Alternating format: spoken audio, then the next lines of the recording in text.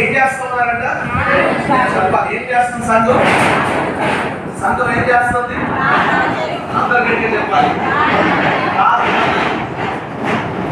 భూలోకంలో దేనికైనా అధికారం ఇచ్చాడు అని అంటే యేసు ప్రభువారు, అది జీవముల దేవుని సంఘానికి. మీరు ఎప్పుడు ఆ మాట మీ మదిలో ఉంచుకోండి. ఈ భూలోకంలో దేనికైనా అధికారం ఉంది అంటే అది జీవముల దేవుని సంఘానికి ఇచ్చాడు ఆయన. ఎందుకంటే ఇది ఆయనది. ఆయనకు ఎంత శక్తి ఉందో యేసు ప్రభువారికి, ఆ శక్తి అంతటి సంఘానికి ఇచ్చాడు. అందుకనే బైబిల్లో రాయబడి ఉంది, సంఘము ప్రార్థిస్తే దాని ఎదుట పాతాళలోక ద్వారములే. అంటే ఈ లోకంలో ఏదైనా పెద్దది అన్నిటికంటే ఉందంటే పాతాళం. ఈరోజు చాలా మందిని మింగేస్తా ఉంది. అటువంటి పాతాళమును కూడా జయించగలిగింది ఏదైనా ఉందంటే జీవముల దేవుని సంఘములో చేయబడే ప్రార్థన. హల్లెలూయా. మీరు గ్రహించుకోవాల్సింది ఏంటంటే సంఘానికి శక్తి ఉంది. ఏముంది? బలహీనమైనది కాదు సంఘం. బలహీనమైనది కాదు సంఘం. క్రీస్తు సమర్పణించింది. సంఘం మా ఆలయంలోనికి చేర్చబడింది. సంఘం కాపరి చేత కాయబడతా ఉంది. అంతేకాదు సంఘం శక్తి కలిగినది. అంటే నీకు ఏ సమస్య వచ్చినా, నీకు ఏ బాధ వచ్చినా, నువ్వు ఎటువంటి పరిస్థితుల్లో వచ్చినా జీవుల దేవుని సంఘంకి వచ్చి నువ్వు ప్రార్థించుకువెడితే సంఘంలో ఉన్న దైవ శక్తి నీకు విడుదల ఇస్తుంది, నీకు నెమ్మదిని ఇస్తుంది, నీకు ఆరోగ్యం ఇస్తుంది, జీవిత సమస్యపై ఒక మార్గాన్ని చూపుతుంది. ఎందుకంటే సంఘానికి దేవుడు శక్తిని ఇచ్చాడు. అందుకనే కదా 20వ తారీఖు కోడూరులో ఇక్కడేమో సేవకులందర శ్రీల కూడికలు ఇదిగో సంఘానికి భారమిచ్చి గమనించుకుంటూ వెళితే ఆయన ప్రార్థన ప్రార్థన ప్రార్థన. ఎందుకంటే ఆ ప్రార్థన ఈ సంఘానికి శక్తి కలిగినది. హల్లెలూయా. ప్రార్థన చెప్పాలంటే ఏమండి చాలా విషయాలు ఉన్నాయి. ఒక మాట మాత్రం చెప్తారు.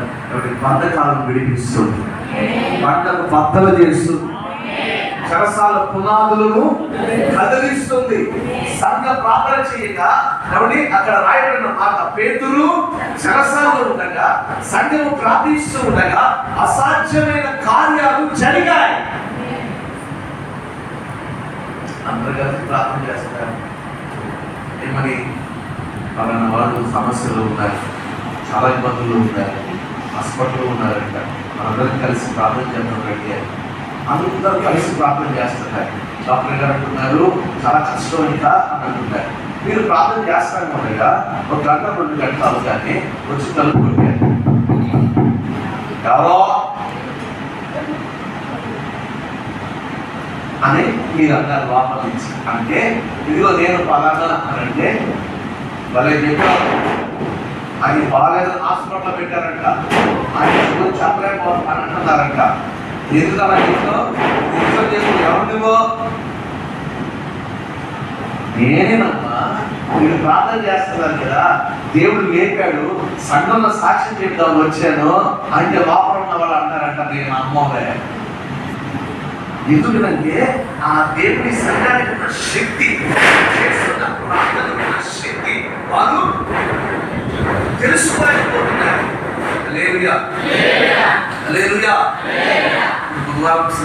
ఏం జరుగుతూ ఉన్నాయి? అసలుగా రమ్మంటారు, ఇంట్లో మీరు ఖాళీ కూర్చుంటారు. అవునా కాదు? అన్నట్టుగా చెప్తున్నాను. కొంతమంది ఏమో ఎవరి అసకాలం వచ్చింది కదా మొదలెడతారు. ఇంకా ఏంటి? ఆవకాయ, ఆకాయ, పొడియాలు, అప్పడాలు ఏమున్నాయి? మీరు చెప్పాలి. అసకాలం బాగా తిరుగుతుందిరా, పొడియాలు వేసుకున్నదా, ఆవకాయ పడుతుందా, దశకాలం వెళ్ళిపోతే అసలుకి బూజు పడుతుంది, వర్షం పడితే వర్షానికి వస్తారు. మన నిజమే కదా. నేను అంటాను జీవముల దేవుని సంఘంలో చేయబడే ప్రార్థనకి ఏముంది? అది నువ్వు గమనించుకుంటే ఎప్పుడు వెళదామా, ఎప్పుడు ప్రార్థించుకుందామా, ఎప్పుడు ఆయన సన్నిధిలో మొదలుపెట్టుకుందామా అన్న ఆశ నీలో ఉంటుంది. హల్లెలూయా. ప్రార్థన నీకు భారంగా అనిపించదు. ప్రార్థన నీకు అదొక విసుగ్గా అనిపించదు. ఇంకొక అరగంట గడుపుతావు, ఇంకొక గంట గడుపుతావు. అక్క మీరు ఎవరైనా నేను ప్రార్థించుకుని వస్తాను. ఎందుకంటే ఇదిగో ప్రార్థనకు శక్తి ఉంది సంఘ ప్రార్థన. కాబట్టి ఈ ప్రార్థన ద్వారా నా కుటుంబ సమస్యలన్నీ పోవాలి, నా యజమాని బాగుండాలి, నా పిల్లలు మార్పు చెందాలి, నా ఇంట్లో ఉన్న అప్పుల సమస్యలు తీరగాలి, నా రోగములను విడిచిపోవాలి. అది కేవలం సంఘ ప్రార్థన వల్లే సాధ్యమవుతుంది.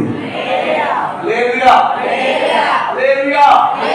మరి ఈ రోజు ఈ వాక్యం మీ జీవితంలో ఈ సంఘ అవగాహన సమస్యలు మీకు అవగాహన కావాల్సిన ఏదైనా ఉందంటే మీరు చేస్తున్న ప్రార్థనకు శక్తి ఉంది. మన చెల్లికి గర్భం తెరపడాలంటే ఏంటి అని అంటే ముందు కూటాను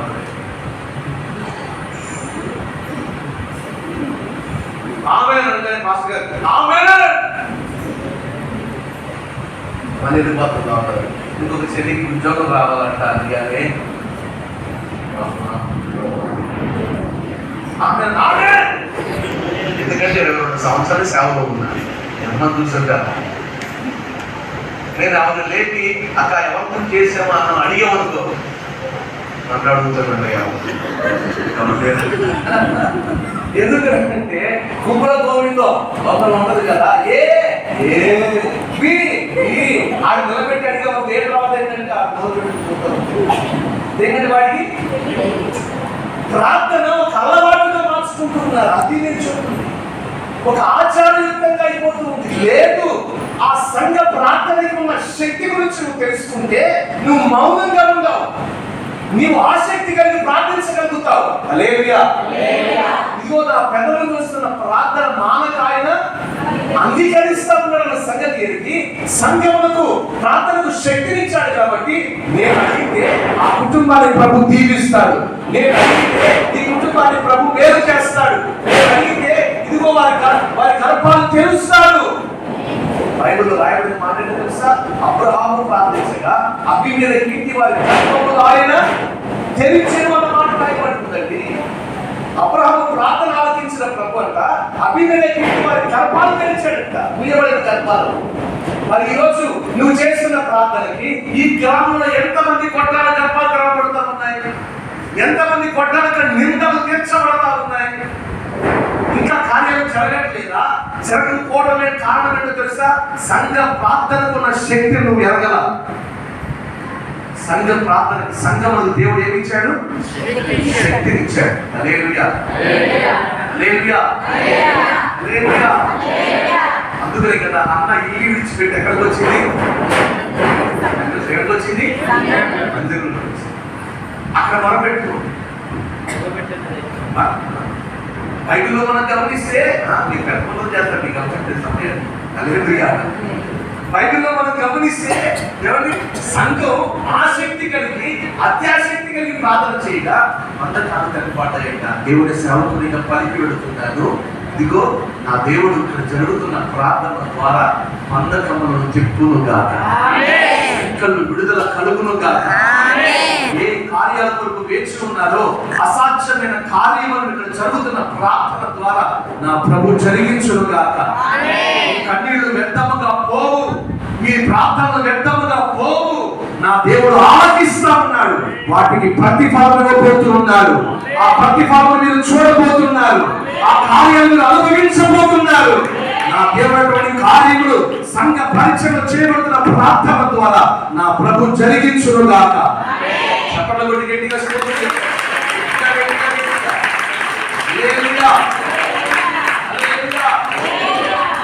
తండ్రి దైవజనులు ఎప్పుడు మాట్లాడుతూ ఉండేవారు. ప్రారంభ దినాల్లో సేవ అంత ఎక్కువ ఉండేది కాదు.